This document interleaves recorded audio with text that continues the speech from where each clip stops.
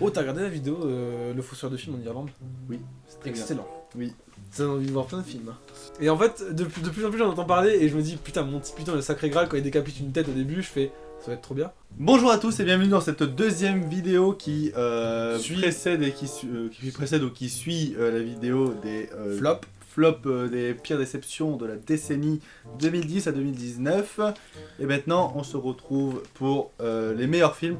On va essayer de faire plus court parce que on a fait quand même 1 heure de rush. Donc Théoriquement, c'est des bons films, du coup on n'a pas besoin de beaucoup développer pour savoir pourquoi on les a aimés en général. c'est ça. Derrière, on comprend On va pourquoi plus faire un facilement. listing avec des fois des débats si quelqu'un pense que notre film ne mérite pas d'être placé. Tu commences? Je commence avec mon 10ème qui est tout simplement Rogue. Alors je commence tout simplement avec le 10ème qui pour moi qui a sa place parfaitement, c'est Rogue One. Alors Rogue One qui est le Star Wars qui relève ceux qui sortent en ce moment, qui relèvent très bien. On connaît le début, on connaît la fin, on s'attend à... On veut savoir ce qui se passe entre deux, et la chose est vraiment très très bien faite en fait, et c'est pour ça qu'on aime bien Rogue One en général. Mon avis, meilleur Star Wars qui a jamais été fait, réalisé par Gareth Edwards, qui a réalisé également Monster que je vous recommande, et le Godzilla, le remake, qui était plutôt passable. Et puis il n'y a pas besoin de la force pour faire un bon film Star Wars. C'est ça. C'est vraiment un film de guerre dans l'univers Star Wars. Il n'y a pas la force, et vraiment on le sent, et c'est vraiment beaucoup mieux. Grave, de Julia Ducournau, qui sans ce film-là, dans cette décennie, on n'aurait pas eu tous les films indépendants qui révolutionnent un peu le cinéma français. Qui reviennent sur les bases du cinéma français et qui les révolutionnent en les modernisant et en s'américanisant de manière non péjorative.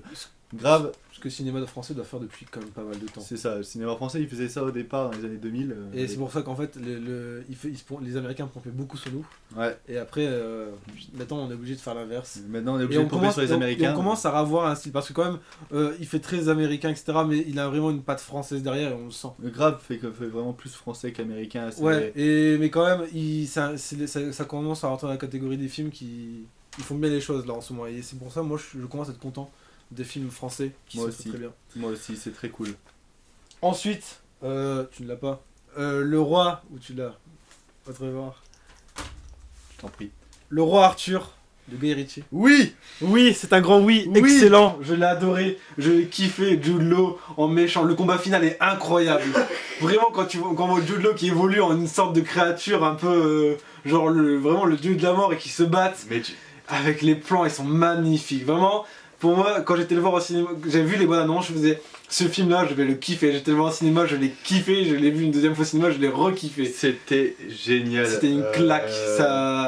Il reprenait toute l'histoire du roi Arthur, il te la modifie un peu, mais vraiment l'acteur est super, il joue bien et l'histoire est bien menée. Guy Ritchie, le roi Arthur, des éléphants géants, des plans séquences et un combat final qui fait très jeu vidéo. Voilà, c'est validé. Le 9ème de mon côté, c'est la saga. Que je peux pas non plus différencier les films tellement ils sont excellents, la saga La Planète des Singes. Alors il me manque le 2ème parce que j'ai pas trouvé à prix abordable. Okay. Et l'affrontement est également très très bien et la trilogie est une des meilleures sagas qui a été faite durant cette décennie. Ensuite, le 8ème pour ma part, ce sera Seul sur Mars, qui m'avait bluffé au cinéma quand j'avais été le voir. Juste les effets spéciaux, le fait de vivre tout seul sur Mars et le jeu d'acteur de Matt Damon était vraiment bien comparé à La Grande Muraille. Downsizing. Voilà, Matt Damon, on lui donne un bon truc, un bon rôle comme Seul sur Mars, vraiment il va cartonner. Ou Ford versus Ferrari. Ou Ford versus Ferrari. Mais dans celui-là, vraiment rien à dire, il mérite sa place. En même temps, il était vraiment très très bien, j'ai rien à redire dessus spécialement. Mais en même temps, j'ai des films que j'ai encore plus aimé, vraiment des coups de cœur au-dessus, vraiment que j'ai kiffé et que je revois régulièrement. Alors moi, de mon côté, on est sur, pareil encore, une saga, plus 2 films que la saga entière, parce que si on compte les spin-offs qui ont été faits par rapport à ces 2 films-là, c'est un peu de la merde. Donc on va partir sur les 2 meilleurs films d'horreur qui ont été faits depuis très très longtemps, en matière de blockbuster d'horreur, hein, je parle pas de films indépendants. Conjuring et Conjuring 2. J'ai vu Conjuring 1, le premier, celui-là, le Jason Warren. Vraiment, j'avais vraiment kiffé. Et moi qui suis pas vraiment féru de films d'horreur, faut savoir, les films d'horreur et moi, ça fait vraiment 2. C'est pour ça que par exemple, je suis un peu tenté par le Stephen King, ça des moments, et de le lire. Il y a des moments où j'ai aussi peur. Ça, c'est pareil, c'est très prenant. Stephen King, c'est très prenant. Et du coup, Conjuring, c'était dans les 3 films. J'ai vu que 3 films d'horreur dans ma vie. The Boy, Conjuring. The Boy. Ouais, The Boy, vraiment. Et le 2, il m'a chier. Il a Et je crois que j'ai vu Rec avec toi. J'ai vu Rec 1 avec toi. Oui. Rec 1, on Oui. a fait ça en soirée. Et Rec 1, j'avais bien adoré. Parce que j'avais pas l'impression d'être dans un film d'horreur. Oui, tu remontes Et- les souvenirs là. Et du coup, Conjuring que j'avais vu, je ne sais plus trop avec qui. Je crois que c'était avec toi aussi. Peut-être. Et vraiment, Conjuring 1, j'avais vraiment kiffé, j'avais bien aimé. J'ai pas kiffé, mais j'ai bien aimé. Conjuring 1, j'ai tellement sursauté que j'ai tombé de mon canapé, mais j'avais. C'était 2 ans après qu'il est sorti, donc je sais plus avec quel âge, mais. Alors, il est très jeune. Ça devait être 2015, donc ça Ouais. devait être il y a 5 ans, et ça devait être le seul gros film d'horreur que j'ai vu à cet âge-là qui m'a fait vraiment flipper, parce que vraiment j'avais vu les aliens et tout ça, et j'avais rien ressenti, mais Conjuring c'est vraiment un des seuls films qui a réussi à me faire peur, et Conjuring 2, je suis sorti de la salle de cinéma en pleurant. Donc à vous dire l'impact que ça a eu Ça, sur t'as le pas- fragile qui est en moi. T'as pas quitté la salle. Mais j'ai pas quitté la salle, non, c'était vraiment, j'ai eu peur, j'ai pleuré, mais je kiffais ça. Un peu genre style sadomaso quoi. Donc j'aime me faire mal, j'aime regarder Conjuring, ça me fait flipper, ça me fait frémir, mais c'est pour moi des seuls grands films d'horreur qui ont été faits cette décennie en matière de cinéma blockbuster pour ados. Enfin voilà, des gros films d'horreur qui Pour les sont fans capables de d'horreur. remplir des salles de cinéma, pas des films indépendants. Sinon après on a Midsommar, Hérédité, tout ça, c'est ces dernières années qui font quand même bien flipper leur race. Du coup, je passe à mon 7. J'ai mélangé le 7 et 8. C'est pas grave. Ensuite, pour moi, c'est Romain des Bois, avec Russell Crowe. Je parle. Il est sorti en quelle année ça, 2012? Je crois bien, ouais. J'ai regardé. Et Ah vas-y, pour l'instant, je vais regarder. Russell Crowe, alors celui-là, il m'a marqué parce que déjà, il rentre dans les premiers films que j'ai vus. Alors, pourquoi je l'ai kiffé? Tout simplement parce que Russell Crowe, déjà, il était impressionnant pour l'époque. La bataille finale est aussi super. Et j'aime bien le style, la caméra, comment elle a été faite. Russell Crowe, comment il joue le truc. Il joue vraiment bien le truc. Il joue vraiment à fond. Et le petit village, les attaques, etc. Vraiment bien fait. Rien à redire sur celui-là. Je le regarde encore régulièrement, donc j'ai aucun problème avec celui-là. T'as de la chance, 2010 pile. Ouais, j'ai fait gaffe. Hein. 2010 pile. J'ai- Mais celui-là, pile, dans les premiers films que j'ai vus au cinéma, bien au cinéma où j'étais conscient pour voir un film, il m'avait marqué. C'est un bon film sur TF1 quand ça passe. Ouais, moi c'est pas non plus un film qui m'a marqué, mais c'est quand même bien sympathique quand t'es gamin par contre. Ouais, même encore maintenant, je le regarde régulièrement. Bon, j'ai inversé mon 7 et 8, mais c'est pas grave. Sinon, Vice Versa de Pixar, que j'estime être le meilleur Pixar qui n'a jamais été fait, dans son divertissement, dans son humour, mais surtout dans son message qui peut toucher à la fois les enfants et les adultes. Pour moi, c'est le meilleur. Je suis en train de réfléchir sur ce Pixar. Mais en fait, je suis pas très film d'animation, mais je t'avoue que Vice Versa, je l'ai vu. Et c'est un des seuls films qui me fait chialer à chaque fois que je le C'est vois. un des seuls films aussi qui m'a vraiment marqué. Ouais, le concept est génial. Le concept est novateur, c'est vrai. L'animation est magnifique, les messages sont géniaux. Enfin, pour moi, c'est le chef-d'œuvre de Pixar et ça le restera très longtemps. Même si en avance, c'est très cool. Voilà. 6ème, ok. Le 6ème, donc c'est un film que t'aimes bien aussi. C'est Trainspotting 2. Oui, Alors, ou même je mettrais les 2 films Trainspotting. oui, mais le Trainspotting 1 est sorti et, en 90. Ouais, et voilà. Pourquoi Trainspotting? Tout simplement parce que Evan McGregor déjà vend super bien le film à lui tout seul. Le premier était excellent, le 2 l'est aussi. Mm. Il était naturellement bon. On retrouve une bonne suite. On s'y attendait pas forcément et la bande-annonce vendait vraiment du rêve. La musique de la bande-annonce était incroyable.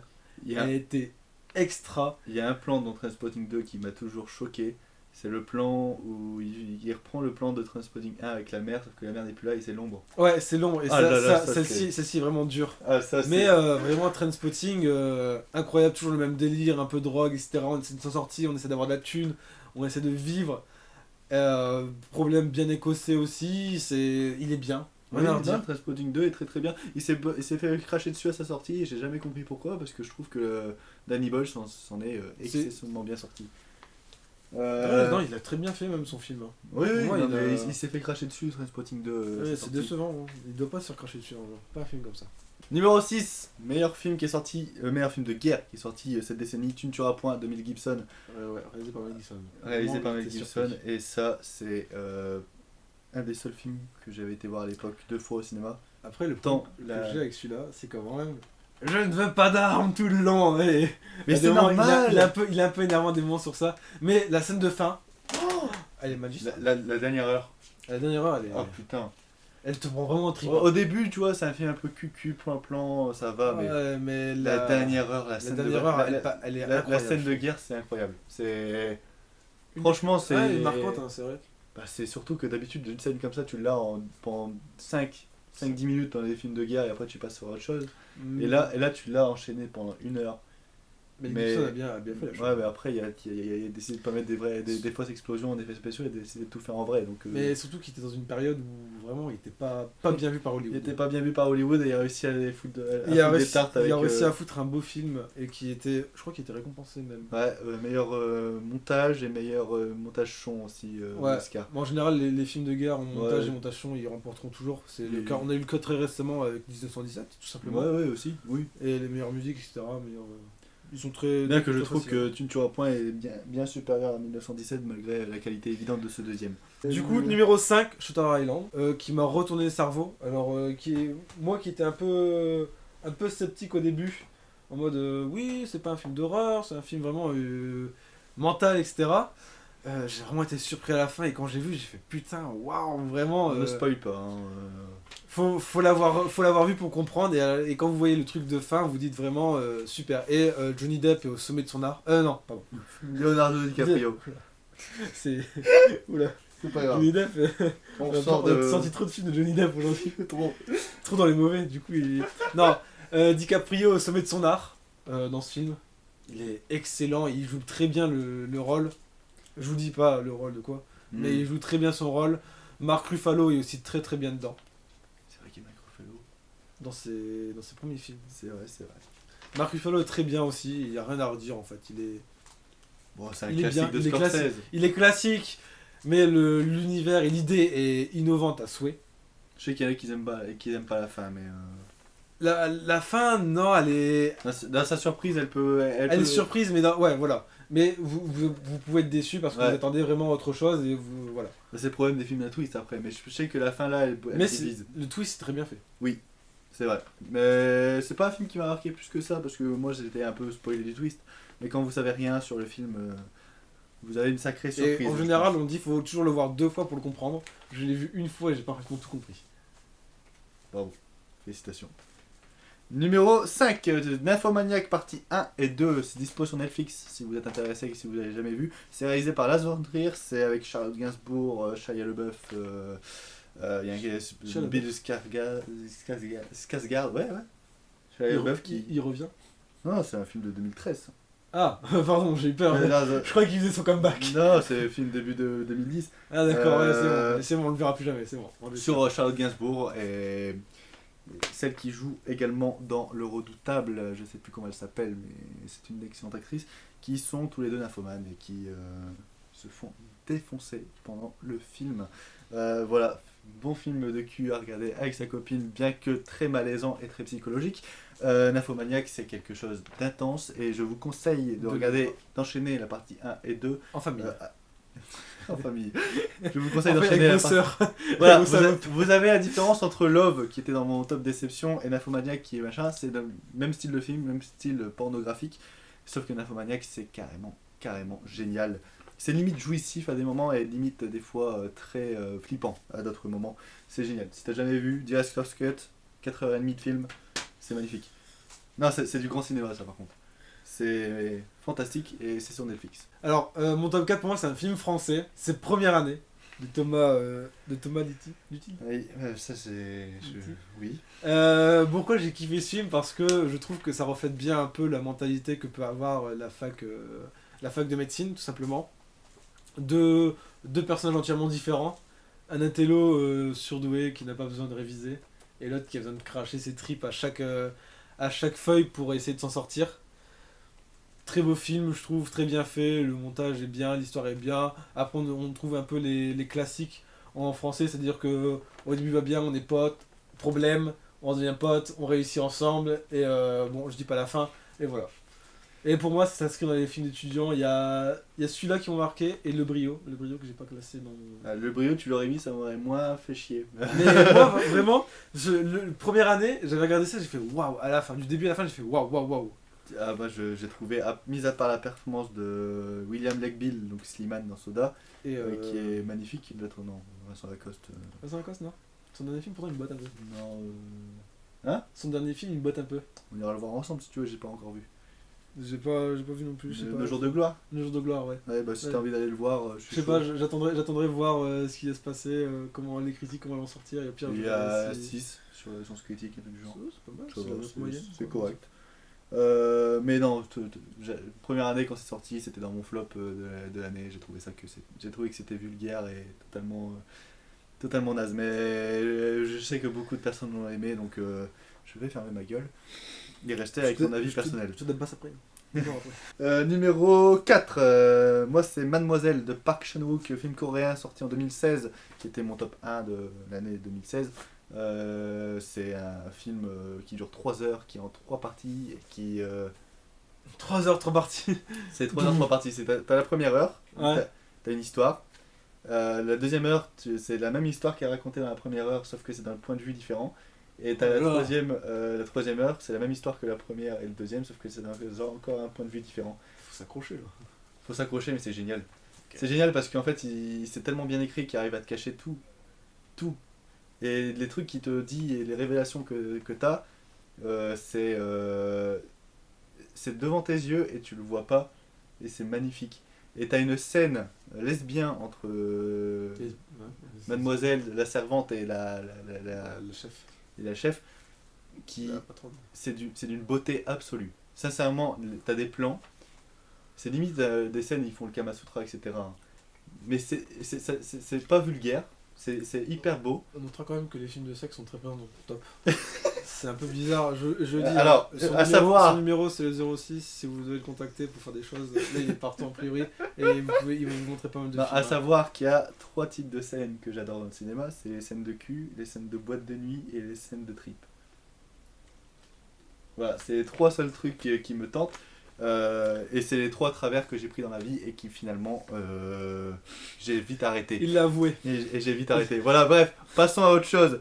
Numéro 4. Le Mans 66. Alors vraiment tout juste à la Aïe, borderline aïe, aïe, aïe. celui-là. Ah, 2019, quand j'ai vu 2019, je fais non c'est bon il rentre dedans. J'étais le voir, j'ai eu la chance d'aller le voir en 4DX. Alors pour les personnes qui habitent dans le nord comme nous. Alors en 4DX, ça doit tuer.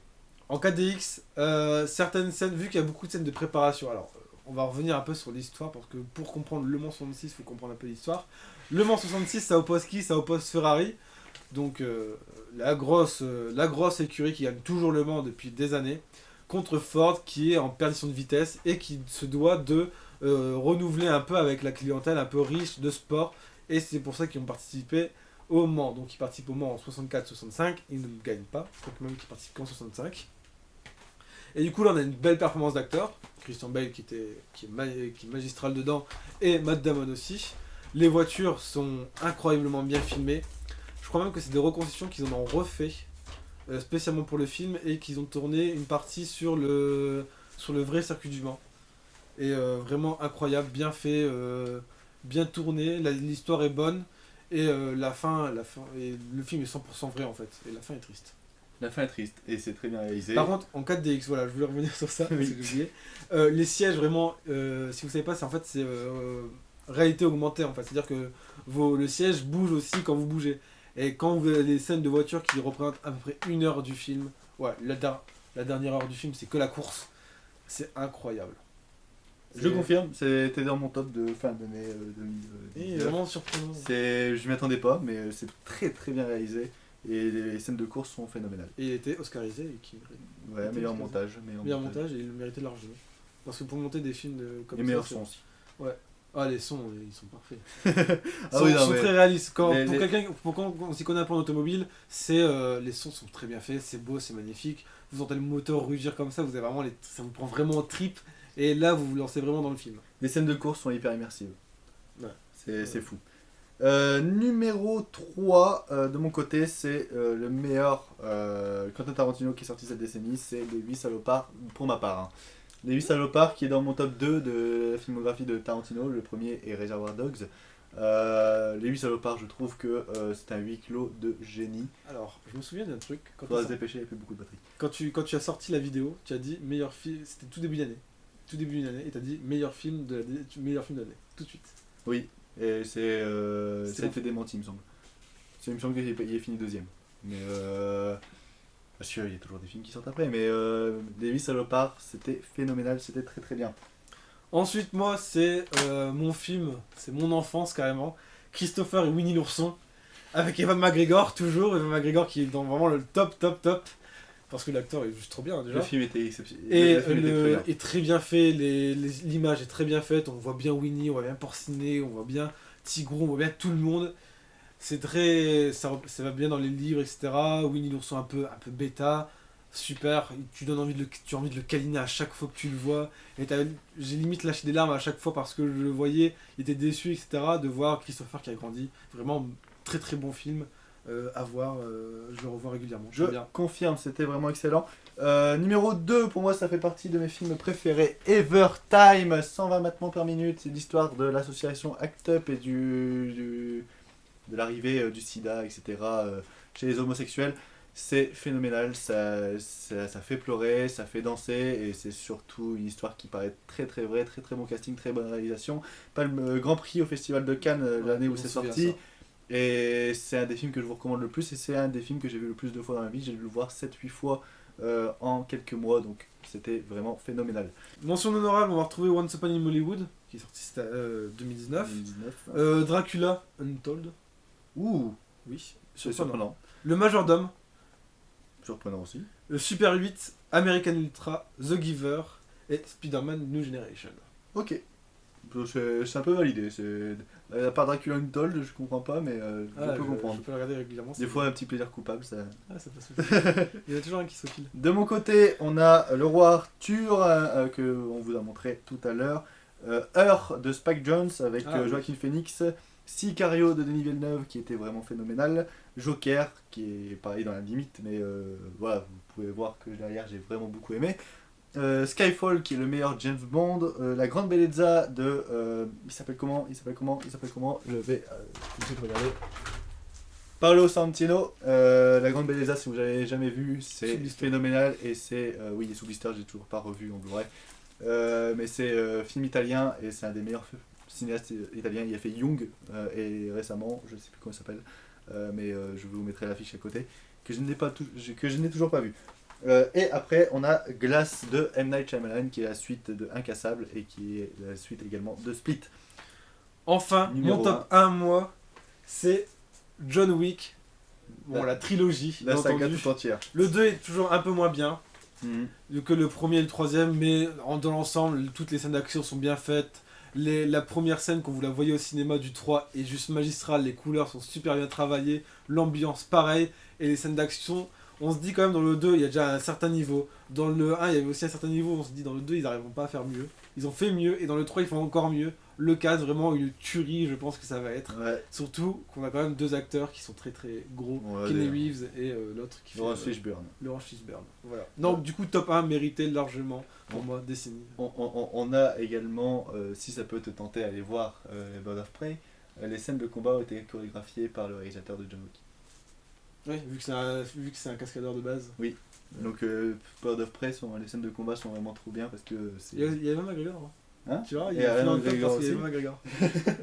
Et pour moi, mon numéro 1, il y en a deux. Je peux pas les départager, ils sont tous les deux dans mon top 10 ever, dans les premières places. On a Cloud Atlas parce que au bout d'un moment, étonnant. Il y a égalité avec le 5ème élément donc. Étonnant. Cloud Atlas vraiment pour moi c'est une surprise. Cloud Atlas, c'est j'avais vu, je m'étais fait chier. Quoi? J'avais vu, je m'étais fait chier. Putain, c'est une leçon d'écriture, de réalisation. Faudrait que je le revoie pour maintenant peut-être le comprendre un peu mieux. Les Wachowski, c'est ça par contre. Ah, les frères Wachowski. Les sœurs maintenant. La sœur. Ils ont changé de sexe. Ah merde. C'est franchement leur meilleur film et c'est un chef-d'œuvre absolu. Un chef-d'œuvre absolu. Et ensuite, voilà, je pouvais pas mettre Love dans les pires déceptions sans mettre le meilleur film de Gaspar Noé, Climax. Alors Mon dieu, on va en reparler très prochainement quand je vais sortir ma rétrospective sur Gaspard Noé, mais ça par contre c'est... Je pense que c'est le film qui en si peu de temps j'ai revu le plus de fois. Et il est sorti il y a 2 ans, Ouais. ou 1 an et demi, j'ai dû le voir 15-20 fois. Ah, ok, Je me le mate presque tous les mois. Et contrairement à ceux qui sont sortis de la salle en étant traumatisés par le film, comme moi j'ai été la première fois quand je l'ai vu, maintenant quand je le regarde, je ne suis plus traumatisé, je suis heureux. C'est un film qui me rend heureux parce que je suis tellement content que ce film existe. Et parce que ce film m'inspire, parce que ce film... et dans 15-20 ans, si j'ai toujours le même a priori sur ce film, il se pourrait qu'il se place au même stade que le 5ème élément, bien qu'il soit déjà très très proche. 3 films au même stade. Ouais, mais non, mais il y a trop. Là, il y a. C'est 3 mêmes films, John Wick 1, 2, 3. Il commence à avoir un panthéon qui se crée chez moi là, et voilà. Vivement Alex Eterna, vivement la version remontée d'Irréversible qui va sortir au cinéma cette année. Sur ce. Non, mais. Prochain film de Gaspard Noé, je t'emmène. Vas-y. Tu vas découvrir son cinéma. Sur ce, c'était le top des décennies, le duo, le diptyque de vidéos. J'espère qu'il vous aura plu. N'hésitez pas à mettre le vôtre dans les commentaires, qu'on en discute, etc. Peut-être une prochaine décennie. Et peut-être à une prochaine décennie, si dans 10 ans on est toujours vivant, parce que le coronavirus, on sait pas où il va. Oblige. Le coronavirus oblige, on sait plus. Guerre nucléaire, etc. Ouais, de Trump, etc. Le monde c'est de la merde, donc on sait pas si dans 10 ans on va toujours vivre. Sur ce, on se retrouve très prochainement pour peut-être parler de films, si on n'est toujours pas mort. Ciao tout le monde. C'était quoi cette fin pessimiste à la con? Ciao tout le monde.